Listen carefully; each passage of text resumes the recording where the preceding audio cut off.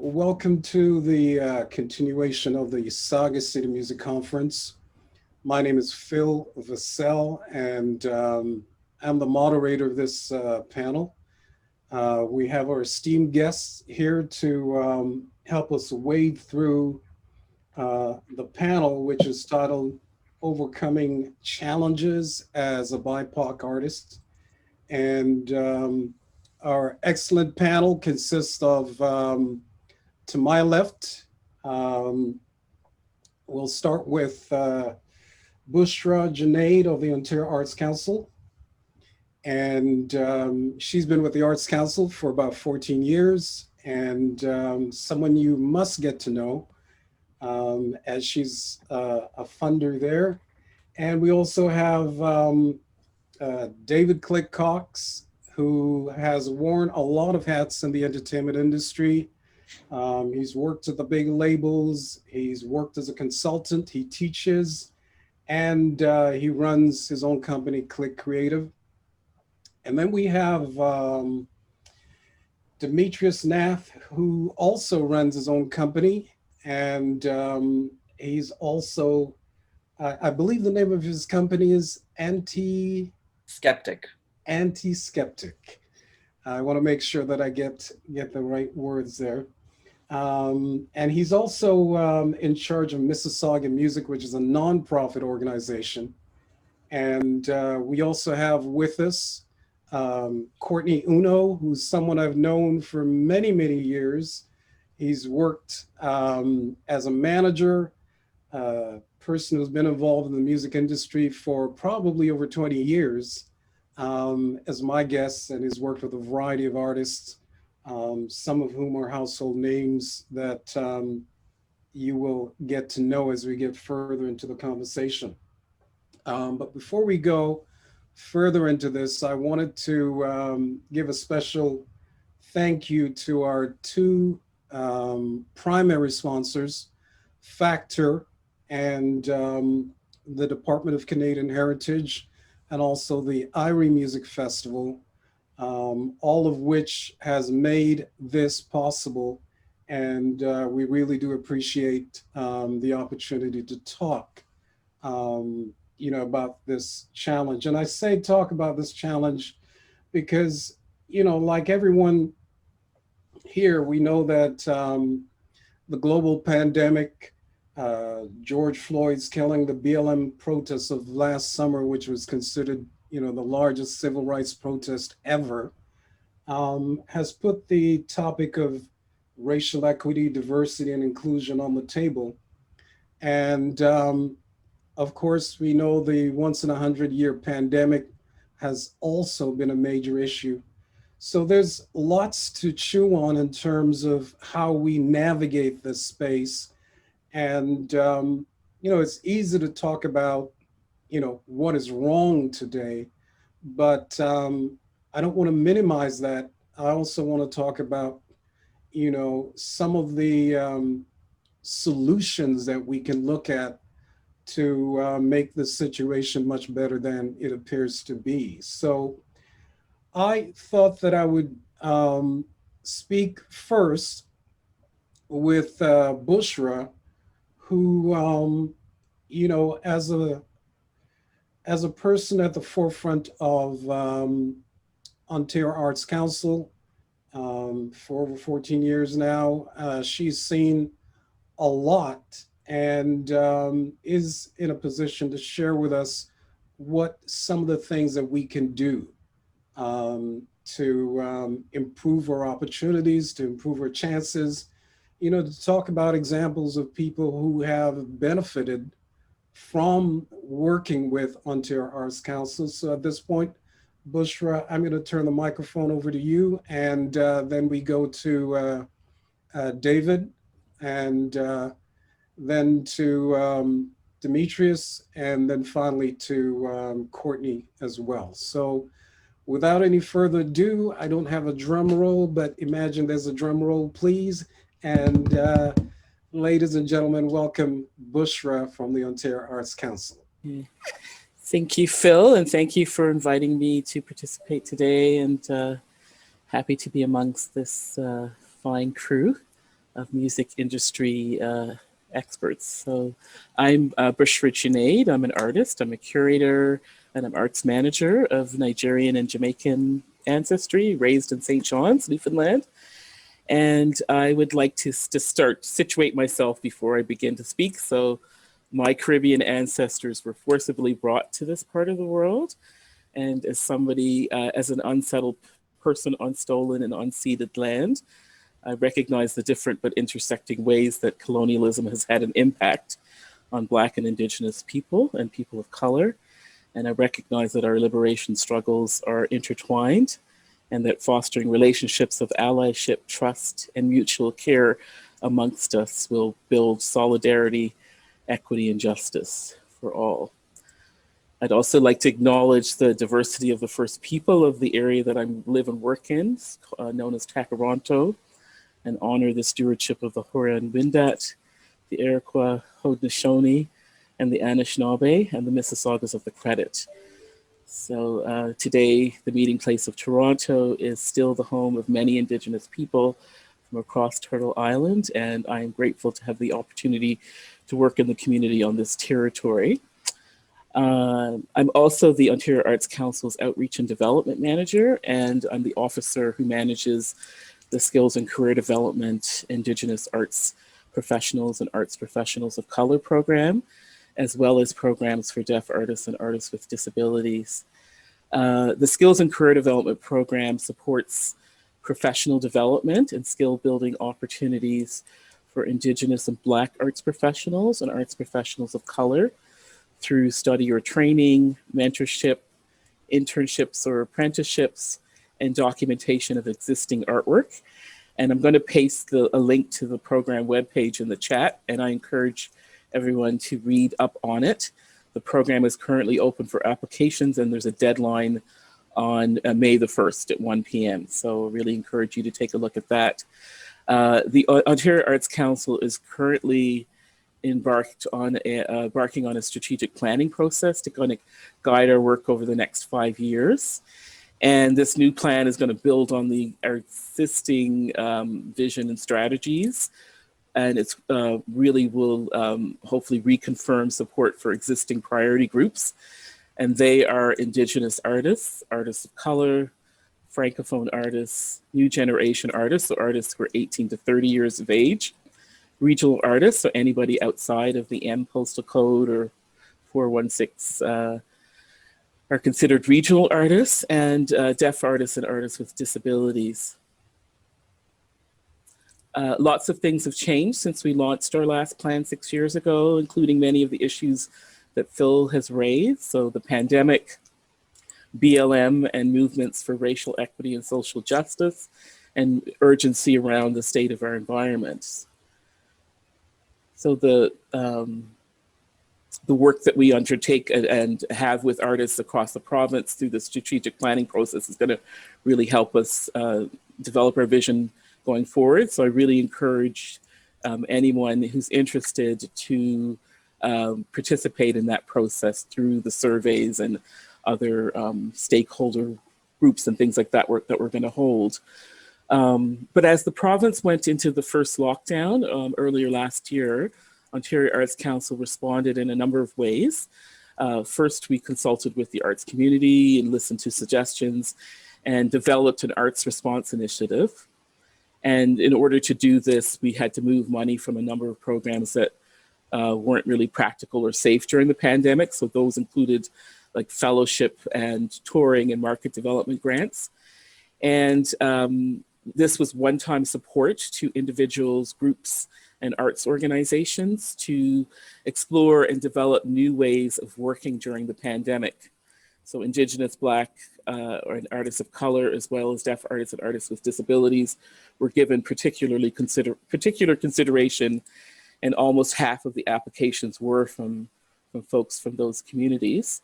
We received over 250 applications from musicians to the individual stream and funded about 84 or 33% of those applications. Musicians were funded from across the province, including as far away as Attawapiskat in the far north. And some of the challenges or issues identified in applications included a lack of access to collaborators, such as engineers or other producers to help folks through the recording process, requests to set up one's own recording studio or purchase software, learn how to self-produce or engineer, training and mentorship to learn how to take control over more phases of one's practice than people had traditionally. There were, as I mentioned, requests for software to upgrade equipment, including like purchasing quality microphones and such, and learning how to market oneself. Hiring marketing consultants to promote your practice or to take courses to learn about social media strategies to promote oneself.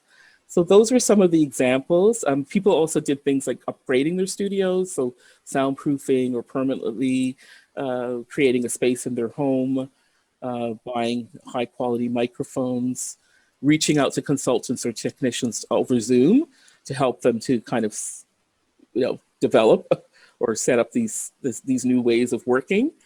Basically all things to give artists long-term stability and to really transform their practice going forward, or to allow them to carry on their practice in a different way over a longer period of time.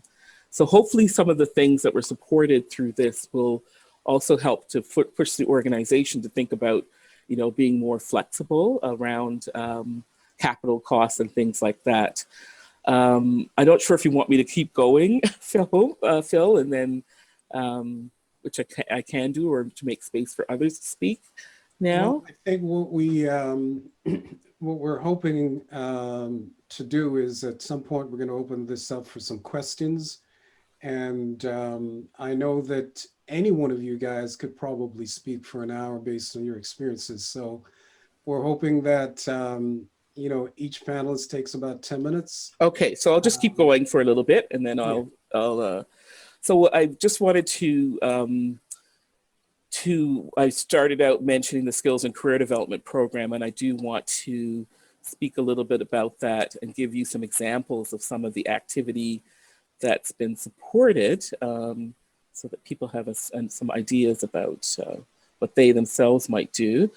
So, for example, I'm thinking about, I mentioned there's 4 categories to this. I think I mentioned that there are 4 categories to this particular grant. So things like study or training, it might be to take courses, workshops, master classes, things like mentorship with more established artists or arts professionals or people in any field. It may be an internship with an organization.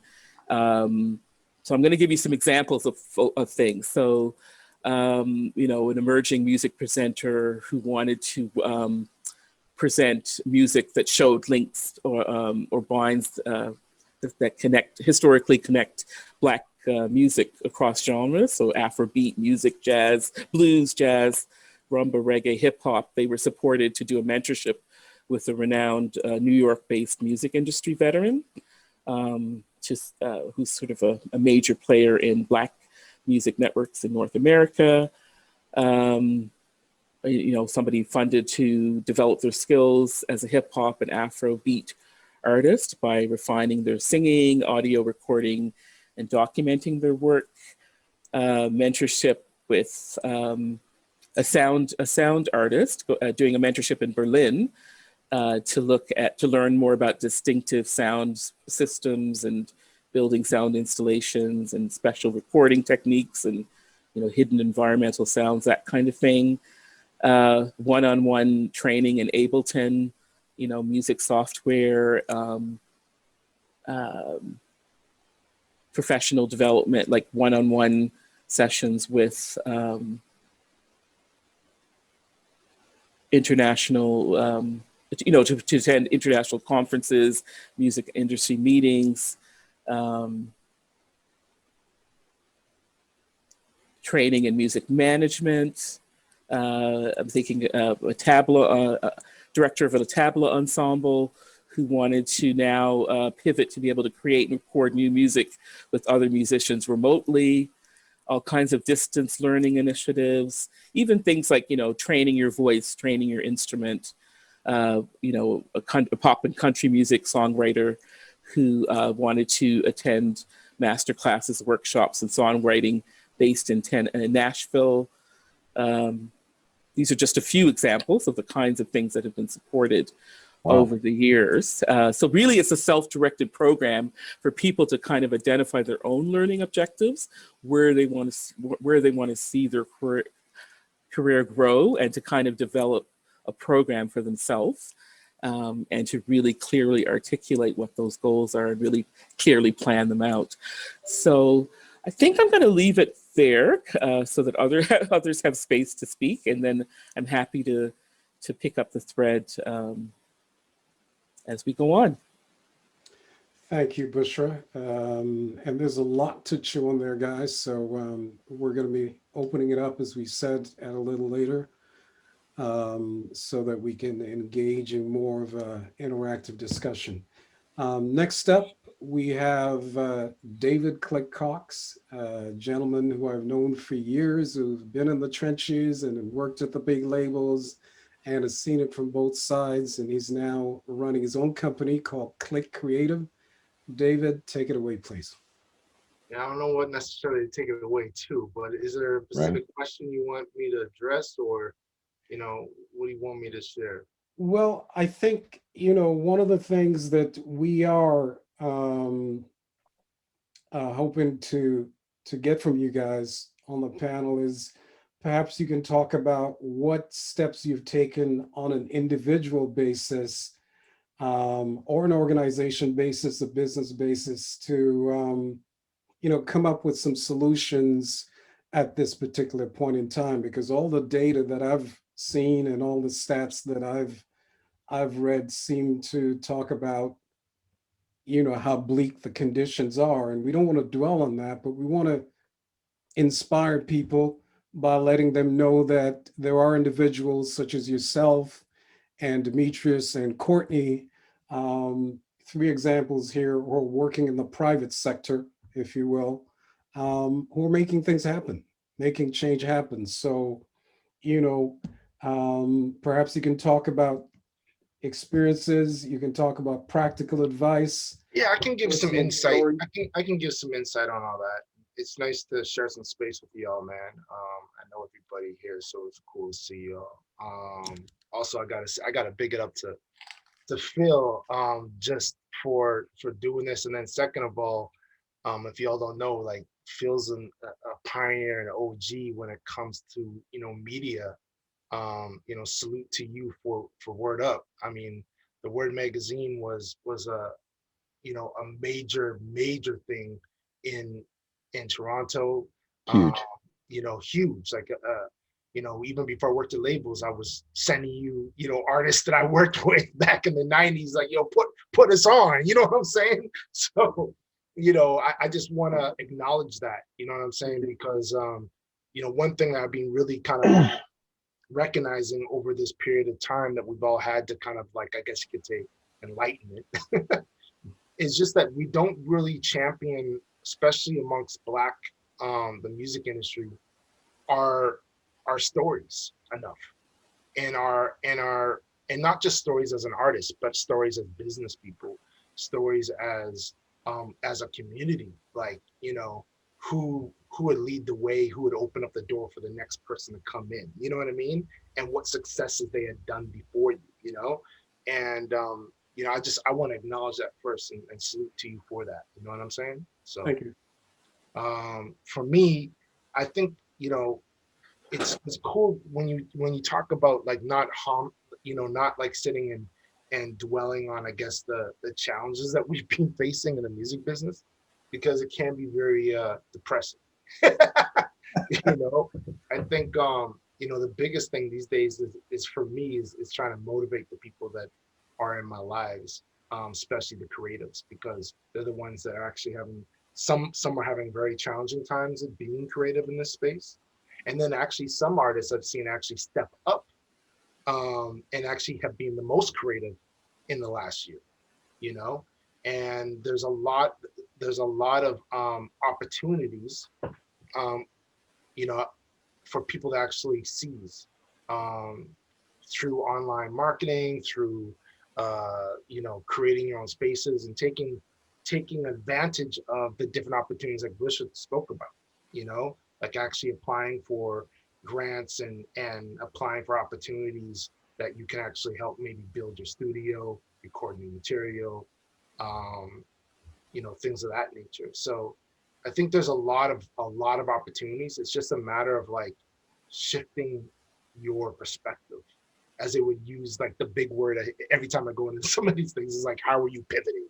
You know what I mean? It's like, you know, how are you shifting? How are you pivoting? What's your pivot mode? You know what I mean? So I think for me, it's my job is really try to help motivate the people around me and how they can pivot, you know? And at the same time, I'm trying to think even outside of myself, you know, not trying to be selfish, but it's like, you know, I'm trying to think for the community at large. And so, you know, being part of organizations like Advance, you know, I've recently became a board member of SEMA, which is the Canadian Independent Music Association, and being able just to like make sure that there's opportunities for people, you know, of color and Black people. You know what I mean? So that's been kind of one of the, I guess you could say, the passions of mine in the last year is like, how can I make our industry better? Even though I felt like I always did that, but I think there's a couple of things that kind of showed me that, you know, there's spaces that we're not in. There's spaces that we're not, that people aren't having access to. And if I know what those issues are, then I should step up and try to make a difference. I feel like all of us should, in some shape or another, and do what we can. Not everybody can do that shit. Absolutely. That's my thoughts. Absolutely. And we're going to come back and talk about Advance a little later, but let's swing over to the CEO of Anti-Skeptic Entertainment and also the man behind Sauga Music, Mr. Demetrius Nath. Perhaps you can, like Click, talk about, you know, what you're doing in this moment to, you know, as Click says, pivot and help those less fortunate. Thank you, Phil. Yeah, I think I'm going to, because of the space that I'm in, maybe I'm going to approach it from a different perspective, because a lot of what I do is marketing and promotion, and within that, I think there are two main challenges that I kind of see, especially from artists trying to find opportunity. As you mentioned before, I run a little music marketing promotion management company called Anti-Skeptic Entertainment, and we have represented Black artists, Indigenous artists often, and I think from an artist perspective, and maybe a lot of the people that are listening in to this right now, you know, you see your hero, or you see an artist that inspires you, or you see another business that's your competition, and you want in on that space now more so than ever because of the lack of opportunity out there. And I think the main challenge that I see is still understanding who your audience is. I think there's a huge gap between artists creating their art and their music, and then being able to clearly define who is their audience. Once you can establish that clearly, I think it's going to be a lot easier for you to get those opportunities. From an Anti-Skeptic Entertainment point of view, where we do PR and we do radio promotion and management and talking to labels and things like that, we have to find out for our artists if you're a right fit, if you have the right product, if you're the right genre, if your production value is there, and if you belong on that stage, right? So I know I'm sort of approaching this in a traditional marketing point of view from that kind of perspective, but I think for companies like ours to be able to champion artists from the Black, Indigenous communities, people of color, that's one of the first steps that we have to work on before we can find those opportunities. And likewise, you know, I have founded a not-for-profit initiative called Sauga Music, and we produce Sauga Music Week, Sauga Music Awards, run the largest indie music festival called Rock the Coliseum in Mississauga, and the same thing applies, right? For organizers of these events, does it make sense to place you in front of a certain audience? So back to understanding who the audience is for these artists is crucial. And then the second thought I really have is sort of the challenge too is how good are you, right? And again, from a marketing and promotion point of view, but are you great to find yourself into these opportunities that maybe some of us are putting together? I personally am in a rock band called Maybe May, and there's 3 of us, and 2 of us are clearly brown. And, you know, I'll say it before, you know, anybody else. We're, you know, we're not the best band out there. We're okay. You know, you listen to us. If you check out maybemay.com, you're going to be like, yeah, not bad, not good. And and uh, and our numbers reflect that. Our engagement online reflects exactly that. So until our streaming numbers, until our YouTube views, until our fan engagement, merch sales, all of those things reflect our ability. I personally am not going to expect grants from Ontario Arts Council and certain treatment and opportunities with Sauga Music Fest until I'm at a place where I can go, yeah, not only do we qualify under people of color, but we also have the other, you know, the other aspect of this in place, and we know our audience. So, you know, we, for the most part, try and stay in our lane. So, and I think if you're good, if you know your audience, and if you have clearly defined who you are as an artist, with the help of, you know, your community and, you know, and people like that are on this panel, I think, you know, you will rise to the top. And there's a lot of examples and inspirations, you know, everybody from Oscar Peterson to Drake to Billy Talent to Sum 41, where there are people of color and, you know, Black artists and Indigenous artists that have risen to the top.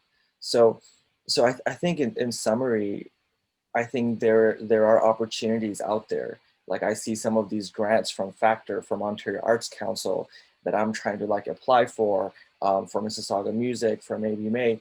I think those opportunities exist. And I think, you know, the federal government, especially in Canada, is doing a lot right now. There's associations out there that have just formed to kickstart, you know, the live music industry again. So I think a lot of those things are in place.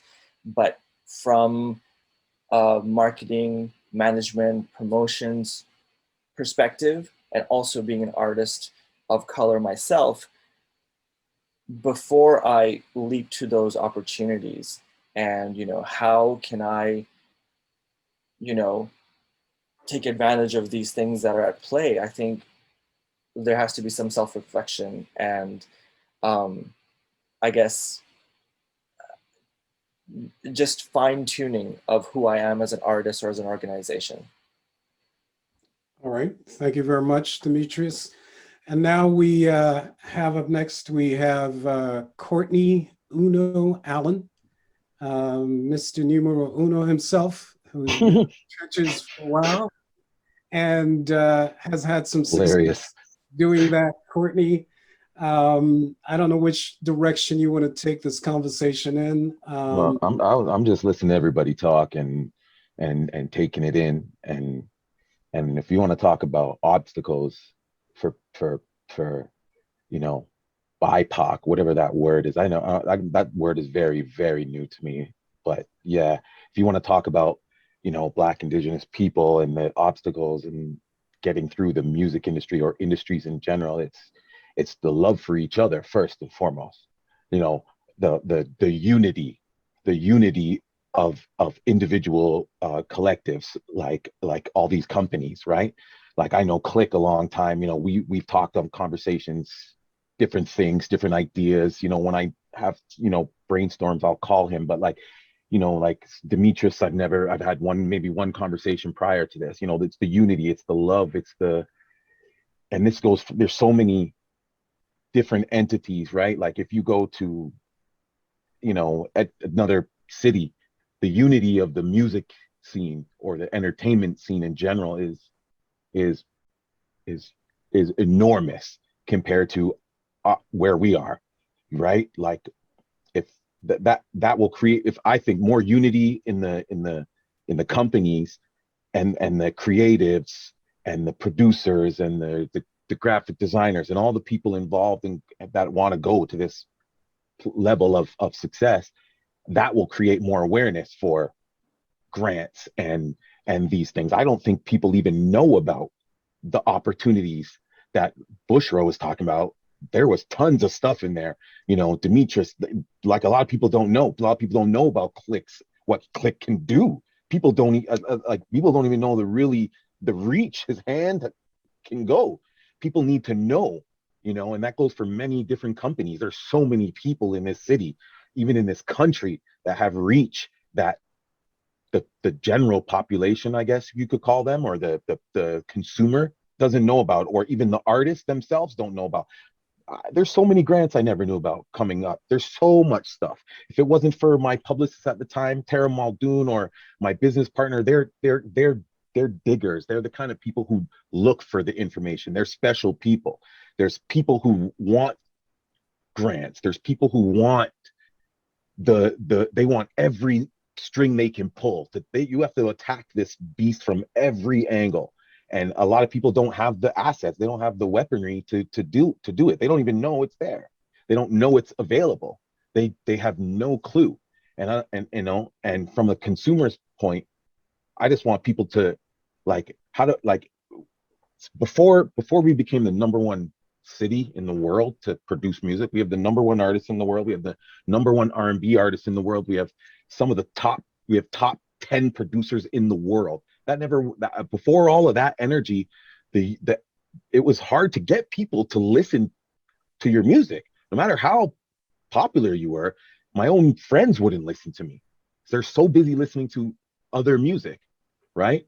So the unity there, the city has grown since then the city has grown since then as a global entity. The world knows Toronto and Ontario and Canada has got music.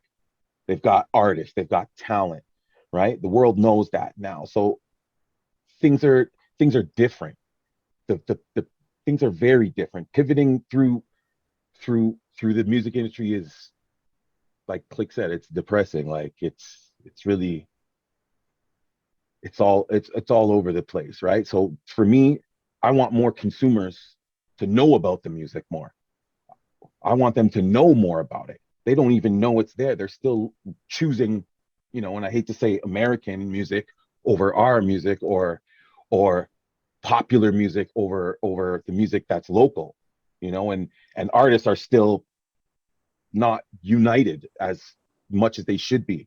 And I think more unity will create more awareness. More awareness will create more attention, more grab. And then, you know, things like Sauga City Music Festival there's more attention. There's more attention to the grants, the things like that. There's just, I think we have a long way to go as a music as an industry, and it's, you know, and it starts with love and unity and everybody working towards that. You know, when it's hard. Not everybody's cut from that cloth. Not everybody's willing to do those things. Well, I see, you know, you three gentlemen here, for example, being, you know, examples of what could come if you guys, you know, some people go golfing. I don't know what you do to get together, network. It's amongst. hard. It's hard because everybody has their own agenda, right? But if we look at you three, for example, I see a lot of, can-do attitude here, and those things should not be underestimated. When you talk about some other cities, I think it's up to us to make those connections, to have those conversations, and see where there's common ground. It is in a sense. It is in a sense left up to us to make those. And we at least I go out and I I'm a very upfront person. I'll walk up to anybody and start a conversation and shake a hand. And I'm that guy that will do that. Not everybody has that, right? So it's hard. It's hard to find the things you want, the people you want, the links you need, the assets you need, the strings you need to pull to get where you need to go, right? And like Demetrius said, there's a lot of fine tuning people have to do. Even myself, there's a lot of fine tuning I had to do over the years, just on how to interact and how to move and do things. A lot of people don't have that etiquette. They don't know how to move in a room full of artists, or they don't know who's who. They don't know. There's lots of obstacles, lots. I think the most revolutionary tool, in my opinion, this is just my opinion because I know other people don't necessarily agree with this. It really comes down to your personal taste when it comes to social media. But the app Clubhouse, in my opinion, is probably one of the most revolutionizing in terms of networking and communication that can break down the barriers that we're talking about right now, specifically in regards to like, how do you maneuver? How do you network? How do you align? If you're in the right rooms, listening to the right people that have positive things to say and aren't, as they would say, capping, there's a lot of knowledge out there. And so much. And it really just comes down to like, are you willing to go to the well and jump in and swim? I don't even say drink, I say swim. Drown. You should say drown. The thing is this, you need to know how to swim, because if you jump in and you don't know how to swim, then you drown. You know what I'm saying? And that's really what it comes down to. And I think that the knowledge and the wisdom is really at everybody's fingertips. Like you can find out so much stuff about the music business by Googling. You can find out so much stuff of just about life by Googling and by YouTube. All these spaces are your best friend. It's really just comes down to like, as individuals, what are you the most comfortable? Some people aren't comfortable in like being, on Clubhouse talking freely, you know what I mean, in an audio setting. Some people aren't comfortable putting a camera on and doing, a different thing every 15 seconds to put up a TikTok. Do you know what I mean? Some people aren't comfortable with Twitter because they don't know how to write, or they're not the greatest in that space. Or some people just are visual people where they like to put up video cameras and photos on their Instagram because that's their space they live in. The thing is, there's a space for everybody. You know what I mean? There really is. And I hate to say it because it sounds kind of negative when I use this word, but I feel like if you're not taking advantage, those are just excuses to me. Well, you know what I mean? Like there's no reason why you can't advance to a certain degree. I think that there's levels, right? To get to, like, let's say a top level, like, the top of the mountaintop, that is very challenging for anybody and everybody. But you can get to, at least a medium space on your own means.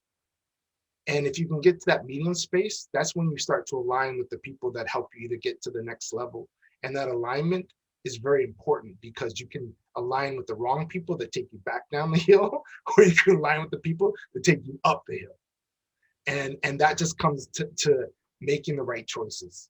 And some of us make bad ones and some make good ones. And that's just what it is. Now, I want to get back to a couple of things, guys. Bushra has provided us with a lot of examples of people who have benefited from the program. I have. Let's talk about that for a little bit. Will you be able to shed some more light on some of the examples? Well, I was going to say, David, do you want to talk about your own example? Yeah, I mean, it wasn't. I don't think it was during like this COVID period or anything like that, No. but just in general, like It's like 2 years ago, I yeah, think. like 2 years ago, like I heard about the program because I knew some other people that have been in it and took advantage of the application, and I used it from a standpoint of traveling because I needed funds to be able to go to trips to New York, to LA, to all these different places, and that's how I took advantage of it as an opportunity for me to like get in front of rooms with the right people. And those things can be costly for people sometimes. You know what I mean? So it's like to be able to have that is great, and especially for me it was targeting space. It's like I'm not going to LA when there's nothing going on and there's no opportunity for me to meet people. Like I'm taking advantage of specific events that I know I have relationships at, that I have colleagues and friends that I know are attending, that will help me with the networking that I'm trying to achieve in those marketplaces. You know what I mean? So for me, that's definitely how I used it. Um, I know for other people, they used it as a mentoring, like a couple, colleagues of mine, they used it in a sense of like, hey, I need to better myself in media and PR work, and I need to get my network in America better. So they actually got a mentor in America to actually align themselves to do that. You know what I mean? So there's so many different ways to take advantage of the application with OAC. And it's the program supports people at any like emerging mid-career and established. So I think Demetrius is right that you really have to be ready. You need to be in a position when you kind of need to reflect on who you are and where you're trying to go and who you're trying to be. But then once you have a notion and a sense of that, figuring out like what's the next step? Like do I need to kind of connect with somebody like Click, and ask them to take me under their wing, and then this support will allow me to kind of maybe buy their time, but it's something that you can also come back to more than once. I mean, there are several people that have been supported through this program several times, right? So, and also the one thing I think is really important, and I'd love to throw this out to anybody, but like what role that failure or making mistakes plays in one's practice, because as somebody who's sort of kind of like middle age, like the more I realize, the more you get, the further along you go, it's like not being afraid to ask questions, not like being willing to acknowledge what you don't know, right? Like pursuing your interests, so like reading really widely or listening really widely and trying to kind of just gain knowledge, right? But also not being afraid, like we're going to mess up, and there's a lot of times people will apply for support and then they don't get it because they really, there's never enough money to fund all the good activity, and then you never hear from them again, even if you try to reach out to them, right? I actually think I think there should be maybe like a survey done on this, because what I personally believe, I think people of color, I think Black people, I know for myself, Black people specifically, I think that once they're turned down, there's a more likelihood that they won't apply again. Yeah. I've come across that so much. It's because they get discouraged that they're not going to get it. I know I've applied for many grants and not got them. It took a lot of applications to get the one or two that I've gotten, and I actually had to go outsource to other people that I know have written grants and helped like formulate the paperwork and the details of a good presentation. I've had to outsource and pay people to help me write the grant just so I could get it. You know what I mean? And it's difficult. It's difficult for people, Yeah. especially especially new artists that have zero idea of what's going on. Right? It's not just even new artists. It's like even like established artists are getting shut down, right? Yeah. So I think the real traits that we're talking about here that are needed when you're talking about this panel, overcoming challenges, like in the music business, period. I'm not even going to say music. I'm going to say entertainment. Yeah. In the entertainment business, period. You need a drive, you need perseverance, you need passion. Because if you hadn't got none of that, you ain't going. I don't care what anybody says. If you don't have those three things, there's no way in the world you're going to go up there. Well, Exactly. let me ask you this question though, Bushra. We know, I've heard it too. All of us here have heard, people who've given up after the first time, after a couple of times. I also come from a sales background where I remember sticking this on my wall that, most people give up after the first two phone calls, and then walk away. But sometimes it might take the fourth or fifth call for you to actually break through. That person at the other end is going to be like, hey, let me just get rid of this guy. You know what I mean? Let me just say yes and get him out of my hair. Not that you're going to be an idiot about it or anything like that. You're still trying to be, professional and all of that. But I think it takes a lot of effort. And I'm also wondering, and this is unfair to ask you to represent everybody else who are with a funding agency, but is there outreach being done to, explain to people that, look, a lot of these programs are oversubscribed, and Yeah. that's a reality too. Yes, and I think we need to do a better job of that. I myself was an visual artist. I applied many years ago, didn't get funded, and I was like, "That's it. I'll never apply again." Right? And it never occurred to me that, oh yeah, I can phone and I can ask for feedback. And also, I've seen people apply. Like I always give the example of an artist who applied to produce a website.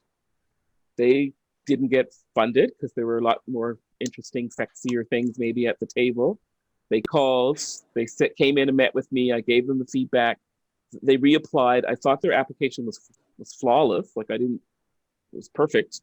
They didn't get funded the second time, right? So then I didn't hear from them again. The third year they applied and they were the top ranked proposal. So there is some subjectivity, right? It really depends on what else is on the table, who's around the table. There's all kinds of things, but as David said, I mean, it's persistence that can pay off, right? If you have a funding program that's 25% or 40% of the projects are funded, it's still better odds than a hell of a lot of other things, So. Well, just to note here, last week we had one of our keynote speakers, Karen Allen, who's written that book, Twitch for Musicians. She was in awe of the fact that Canadians are funded for their arts programs, for their music programs. I mean, what the heck is that? I don't think anywhere in the world does that except for here. There's the UK, the UK, Australia, France. France is amazing, actually, the way they treat artists. It's pretty crazy. So yeah, there are those examples, but a lot of our American friends look at us and say, hey, we got to go out there and hustle. We don't have a factor. We don't have an OAC. We don't have a Canada Council or an Ontario Creates, that sort of thing. And I'm of this mind nowadays to say, those of us who are OGs in this game, should probably find ways to communicate what we know to the next generation. And I know that Click, for example, has a great opportunity. He teaches as well, but there are a lot of cats out there who are not in school programs trying to learn. There are a lot of people who don't get to speak to Demetrius about, how do I prepare, to launch a record, and those kinds of things. So there's some gaps there that I think we need to take a look at. And you're right, Click. A lot of folks, if they get turned down once as a Black person, they're done with it. I have a brother who's a reggae musician, and they've got a great reputation with his band, and he's tried once and he never went back. and it's like, what are you thinking? You know what I mean? Did you pick up the phone? Did you call? Did you try to have a meeting? There are different things you can do to learn about what it was that got you rejected, but the education is a thing, and Google can be your best friend, as David has said. Now, But I do, I think Courtney, you were gonna say something. No, were you gonna say something? I was just gonna add in that, yeah, a lot of people, like, I'm like, apply for the grant, the new artists that, they come to me with the, can you help me? Can you manage me? Can you do this? And I'm just like, well, why don't you try this first? Try that first. Because, they're a little, premature, I guess, for me to take on, you know what I mean? So I'm just like, try this, try that, apply for the grant. And their first response is, I'm not gonna get it. And then the fact that Bushra talked to that gentleman and he came in and sat down and got his feedback and everything and still got rejected the second time, like, and he came back. That's a perfect story of how you need to always push, push, push, push, push. You know what I mean? It's just, I just had to add to that it's a tough one. I think, Phil, what you're talking about in terms of like having to definitely reach out and educate people, and for OGs to really, really look out for the new generation is something that I'm seeing a lot more now than ever. Even with like the organization Advance and things like that, it's like, there's been many organizations in the past, but I've never ever felt anything like this. Like, there's just so many people involved. There's way more like unity. It feels like, to go back to what Courtney's talking about unity. I think that we're in it's unfortunate that the murder of George Floyd had brought attention to the injustices and enlightened people, but it really has enlightened people.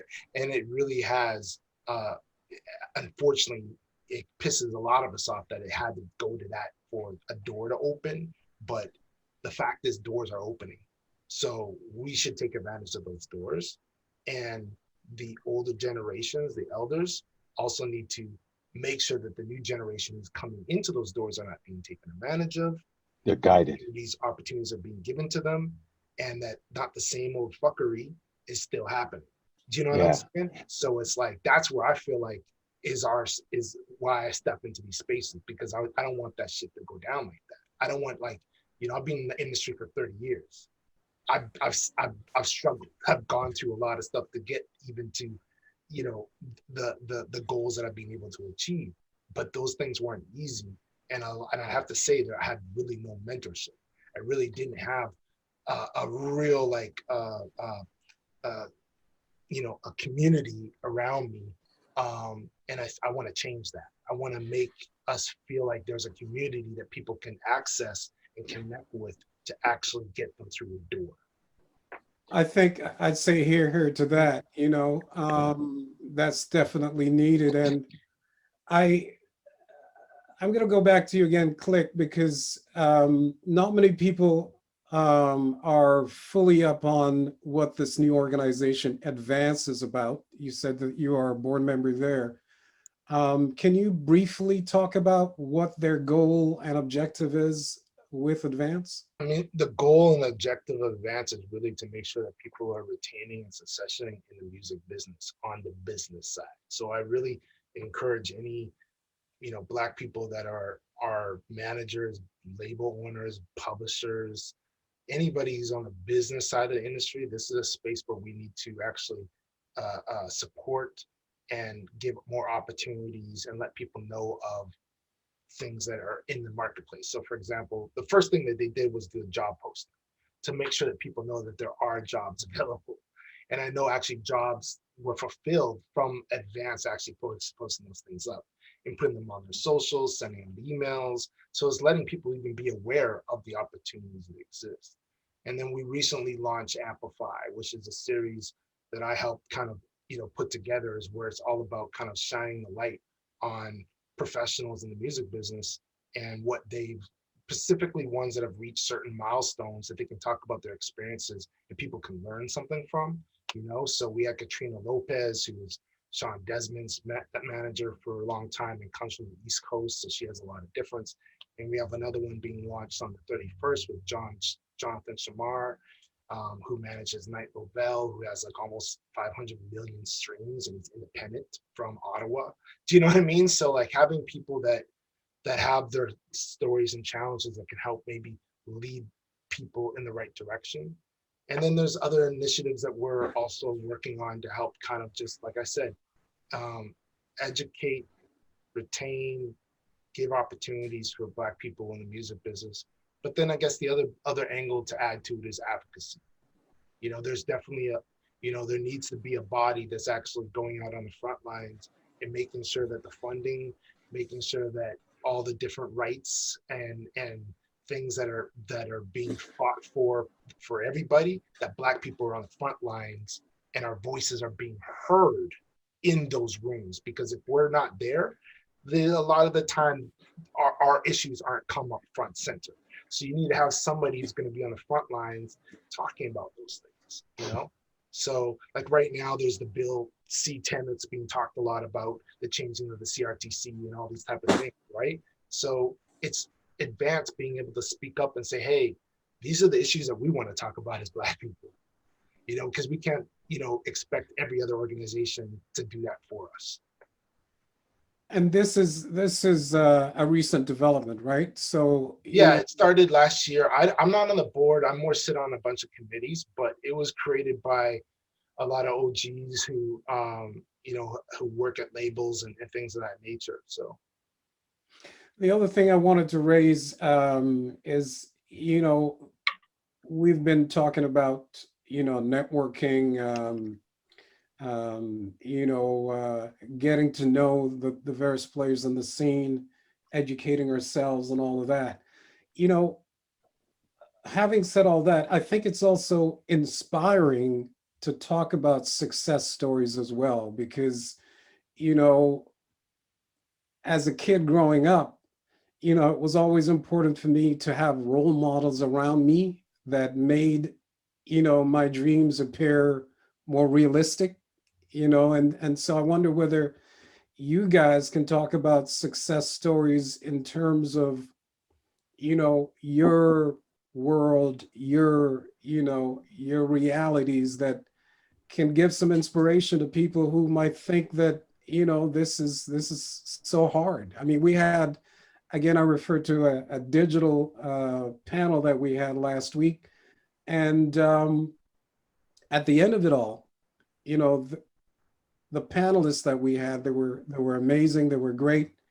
But some of the information seemed a little bit overwhelming, when we started talking about all the different things that you can do. And these people all brought different life experiences, running their own businesses and were really helpful in terms of what they do. But is the answer to show these examples? Is the answer to find mentors? How do we do this?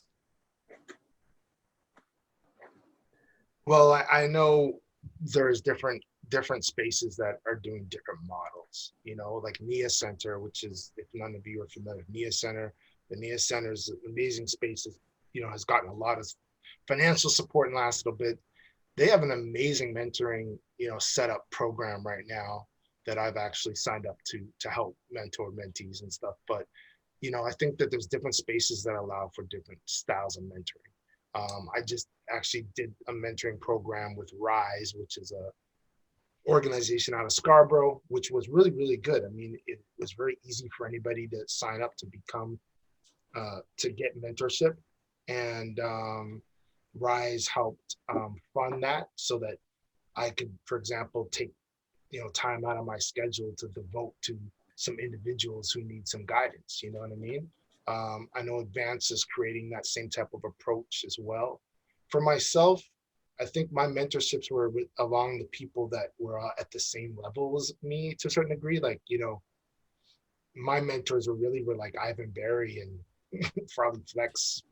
I was in a rap group that was opening up for Maestro and all those guys way back in the day. So it's like, but I remember going to them and being like, yo, what do I do?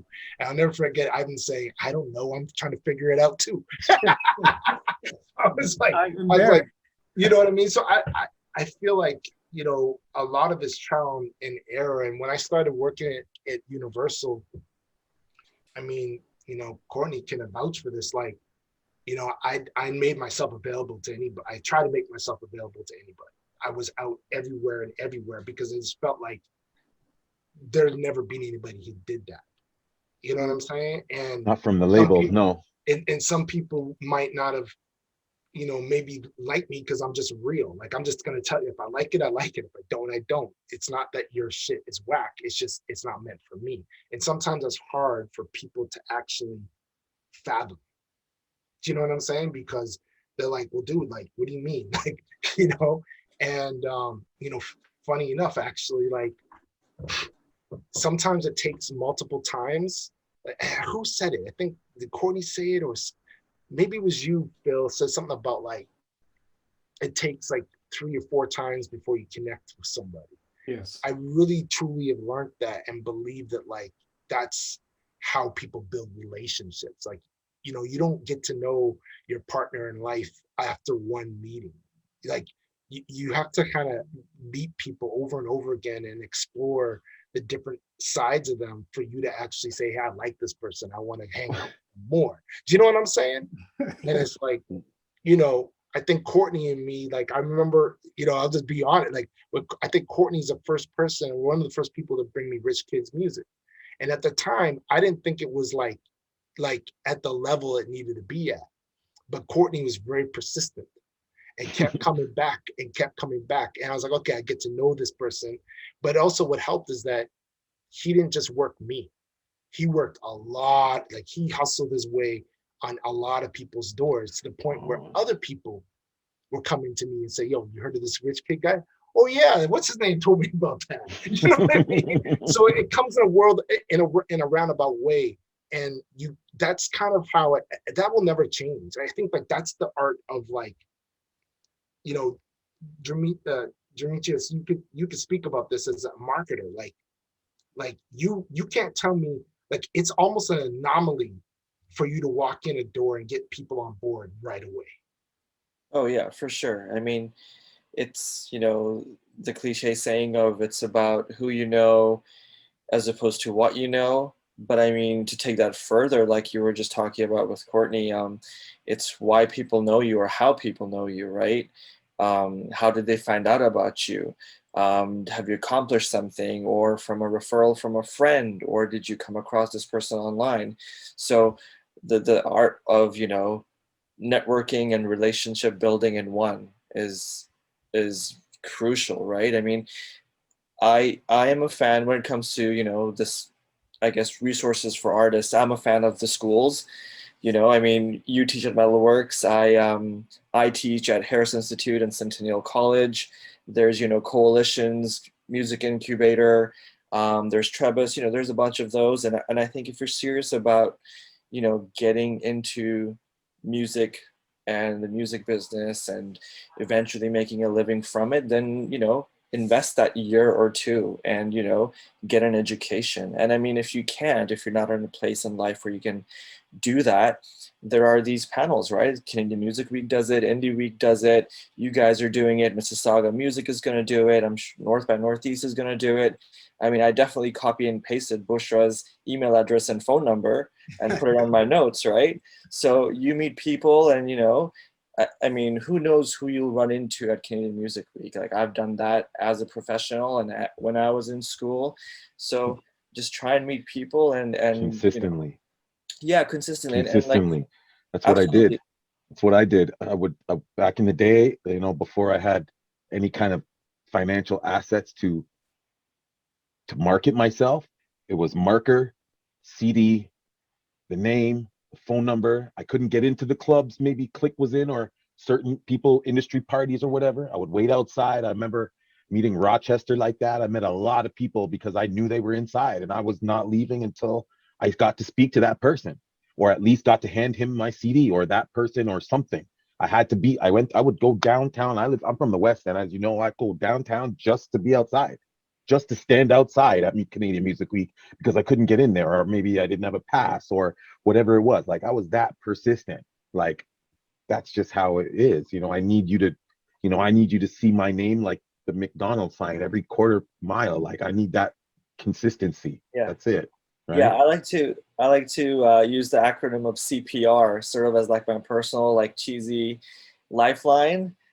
Consistency, persistency, and relevancy, you know, like you were saying, you have to be consistent with what you're doing. Don't just be a flash in the pan and, you know, go all out for 6 months and a year and then disappear for the next 3. People are not going to remember you. Like you have to stay around. And then persistent, right? Like you said, Phil, you know, and I see this with radio all the time. That first, second email, no, nobody's going to respond. But by the second month, when they've seen 10 emails from you once every week and a voicemail, they are going to crack as long as you're I used to get so upset. I used to get so mad. Click will tell you, I'd be like, why aren't they picking my music? Why aren't they playing my stuff? I would get so upset and just blast email, knock, call, text, no matter what. I'm just yeah. I mean, as long as you know you're not spamming or annoying them and doing it professionally, people will pay attention and they will respond one way or another. And then last of all, I think with, you know, CPR, like relevancy, like are you giving the right thing to the right person? So whatever CD you're handing, don't just hand them out because there's people in front of you. Give it to the right people. Is it relevant for their world? Yeah, handpicked. Yeah, like handpicked. Be very targeted when you're building these relationships, and when you're, you know, it's better to be specific in your target than cast a large net and hope that, you know, 1 or 2 out of that 100 will respond. Go after the 10 people and go after them hard. All right, now, before I come back to Bushra, I'm just going to let everybody know that if you have any questions, please feel free to do so in the chat, and I will pass it on. But Bushra, I wanted to get back to you and ask you, were there any other you know, words of wisdom or nuggets you wanted to share with us in terms of the funding process at OEC? Yeah, I think one thing that artists don't necessarily know, who are newer to the process, that it's peer assessed for the most part. So it's other artists just like yourself who are making the funding decisions. So you might be applying to a deadline, say to music recording or something like that, and then you have a, you know, a program officer who is reading all that stuff and going, okay, there's a lot of hip hop in here, and there's a lot of this, and there's a lot of that, and they're putting together a panel of 5 or 6 people who might have expertise in these different musical styles, right? But it's another artist just like yourself that's making the decision, right?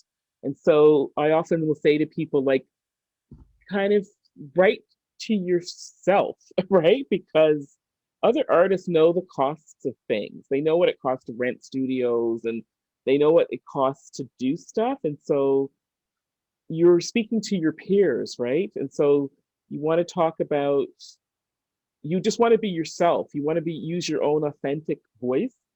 You know, sometimes you see people speaking in the third person, or they might be thinking that they're speaking to a bureaucrat, but actually you're speaking to another artist. So if you're a humor, you know, if you're a wisecracker or whatever, then feel free to be like that, right? Like, feel free to share whatever you feel comfortable sharing. I think that there's also some generational things that I see because everything is so much oriented to social media now. So sometimes people feel, you know, people are so used to exposing themselves, right?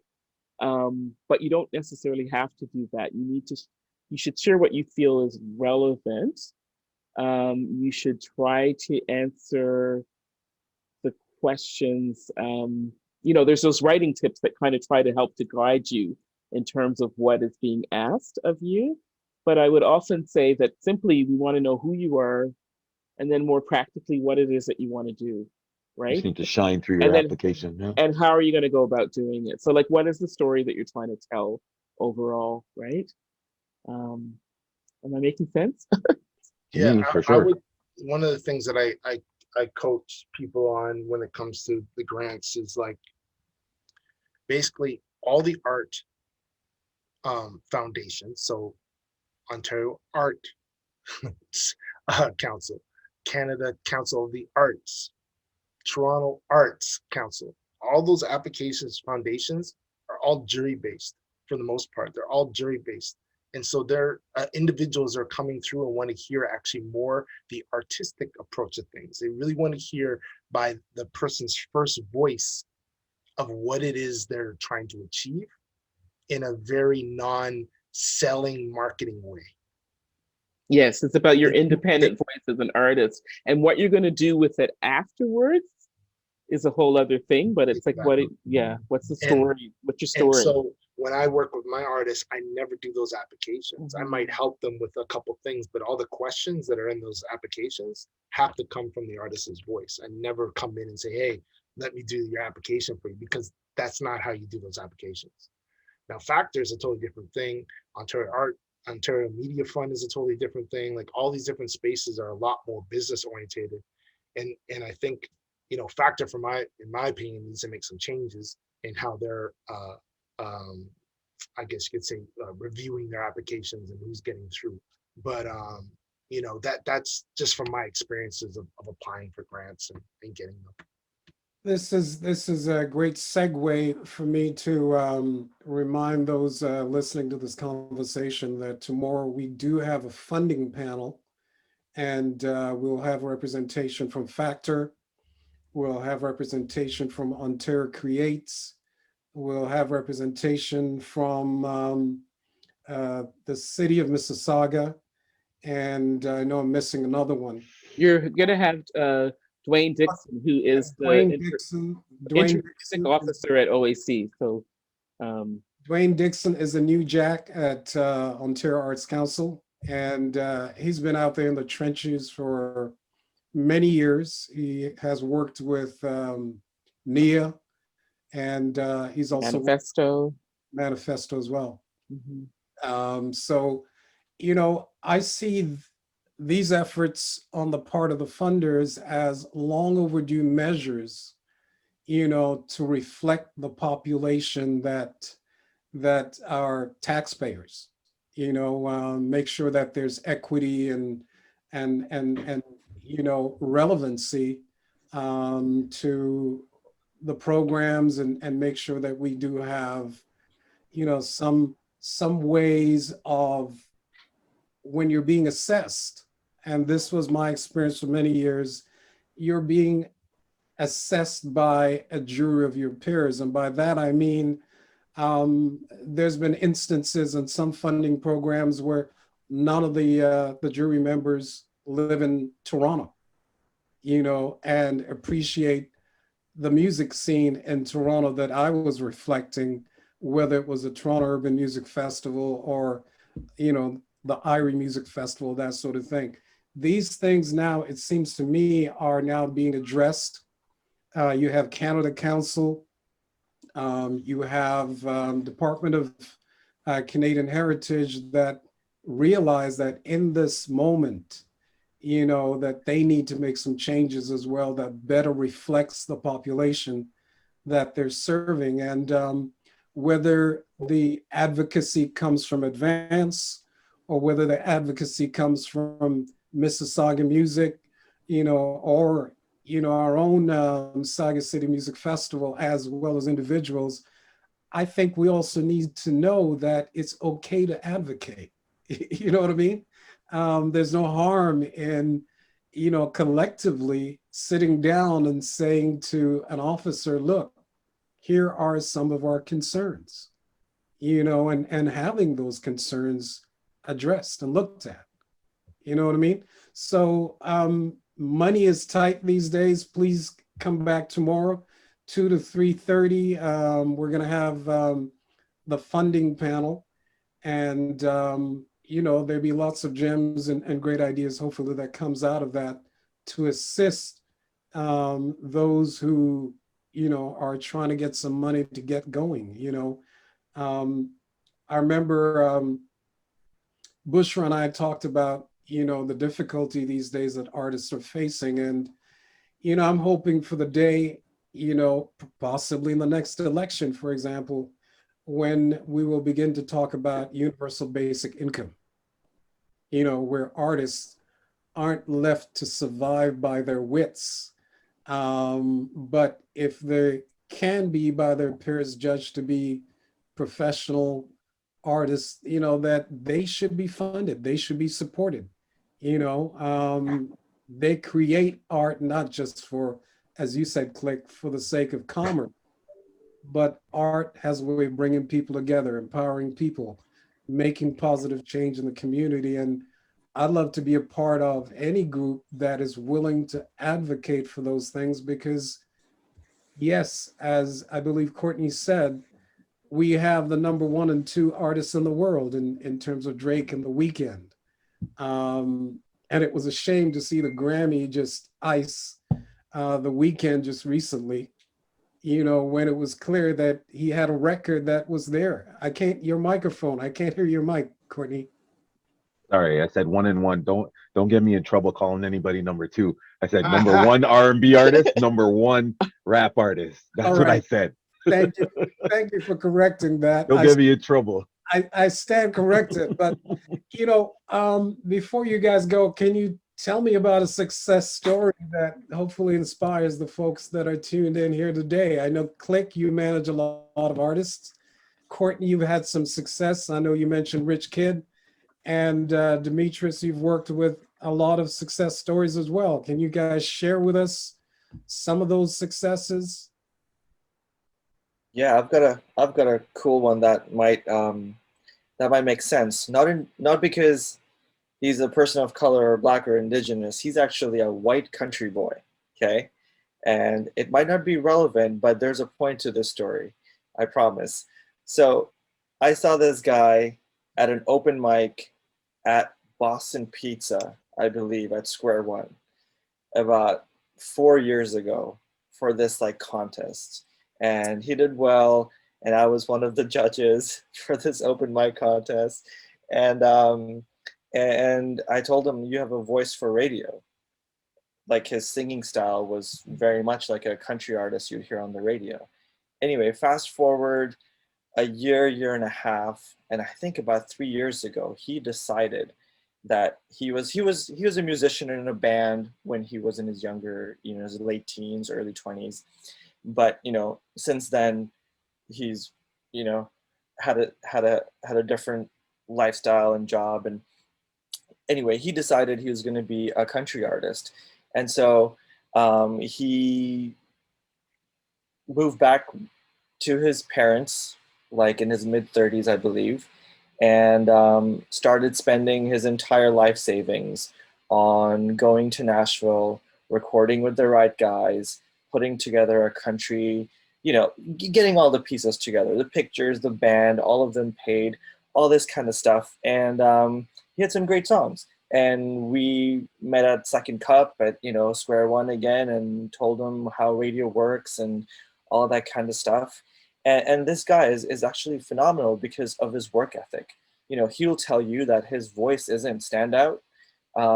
Everybody at country radio says his voice isn't a standout, you know, like recognizable voice. His songs aren't life-changing. They're solid country songs, but they aren't life-changing songs that you'll probably remember so far, right?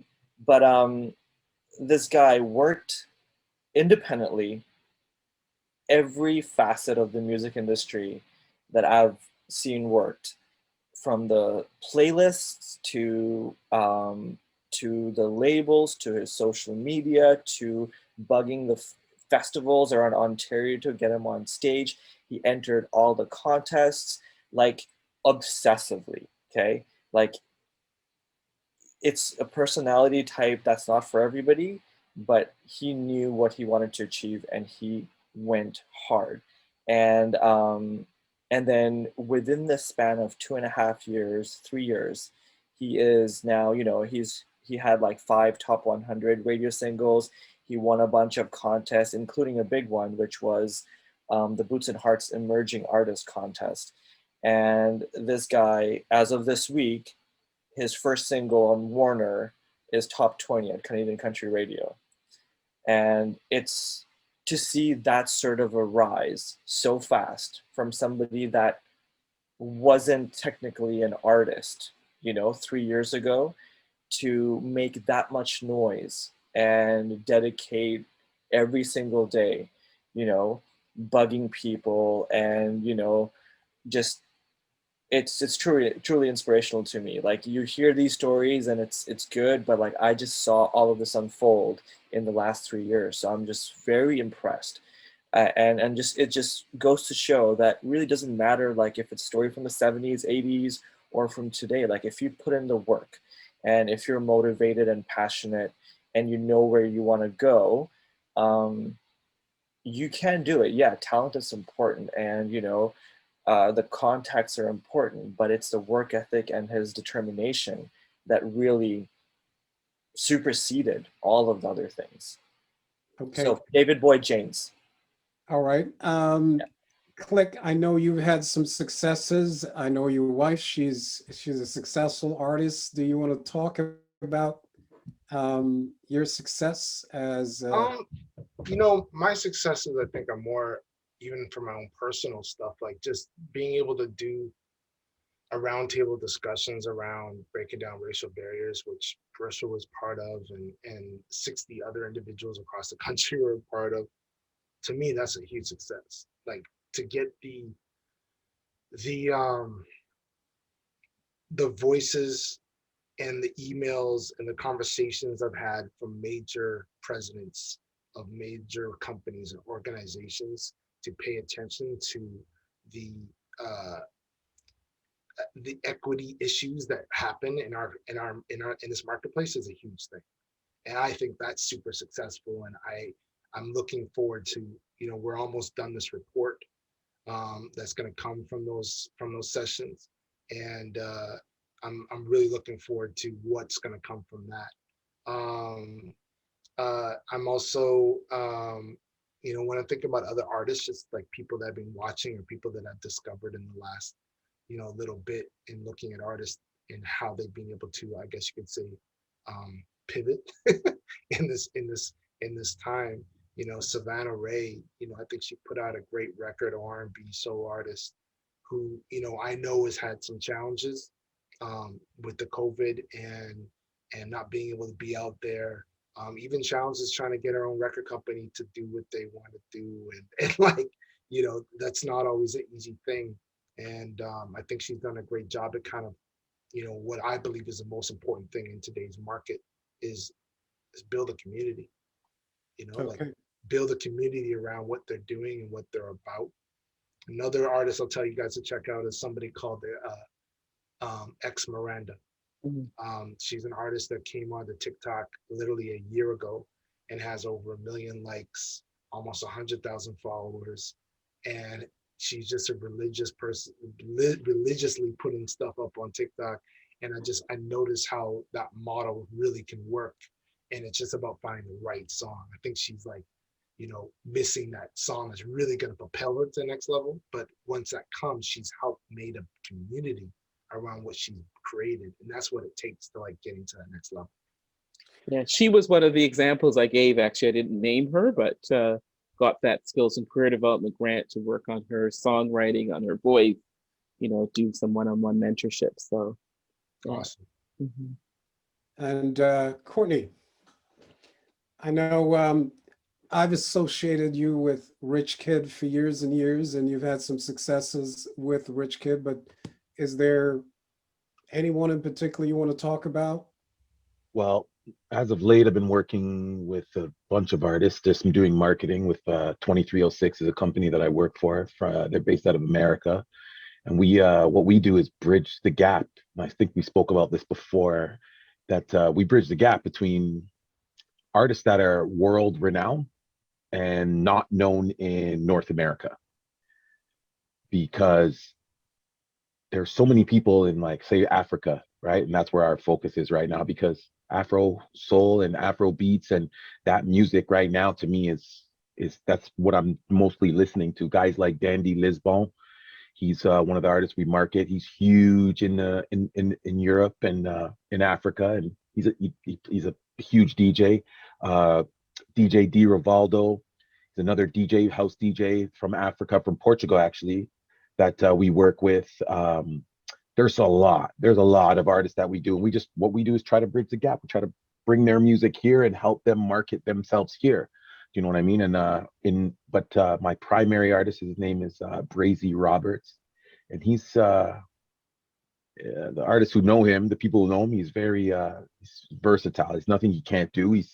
He was an actor. He came out of acting. He's been in a couple of big motion pictures, and he wanted to depart into music. And we've been working together for the last over 5 years now. And we just started releasing music. And like Click said, creating a community is hard. It's hard for me. It's hard to create a community right now, especially in COVID. And the fact that I'm Canadian and my artist is American, and the artists that I work with are European or Portuguese or African, it's hard to create a community on social network with so much going on. So it's important to do that. I wanted to reiterate that, but yeah, Brazy Roberts is the artist that I've been focusing on and working with.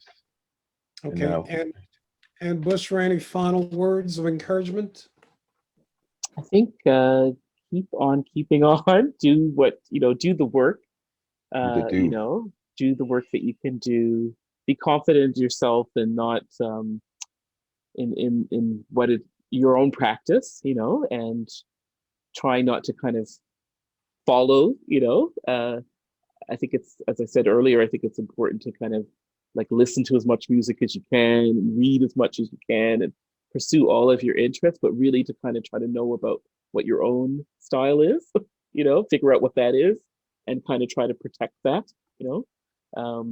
because sometimes it takes the world time to catch up with you, and with Black artists and artists of color and the music that's being made. And yeah, just keep asking questions, and you're going to make mistakes, but that's just part of life. And do your best and try to be, I think the most important thing is be kind to yourself and kind to others. Thank you very much. That sounds too. Yeah. No. This is all great advice. And we're coming up to 3:30 right now. So let me thank you all, David, Demetrius, Bushra, and Courtney. You guys are amazing. And the comments that I'm looking at here, one reads, "Thank you so much for your knowledge and time today." So I think that's well spoken. And I just want to echo that. And I hope we get a chance to do this again. So on behalf of everybody here, we would like to thank you. And I also want to thank our sponsors, Factor, Canadian Heritage, the Iron Music Festival, and all those who have tuned into this. By the way, we are going to post this on the website for those who perhaps want to go back and listen to all the great advice that you guys have. So it'll be there for you to see it on demand. So thanks again. Have a great day. Stay safe, and we will talk soon. Take care. Yes. Thank you. Bless. Check your emails, guys. Okay. Take care. Thank you.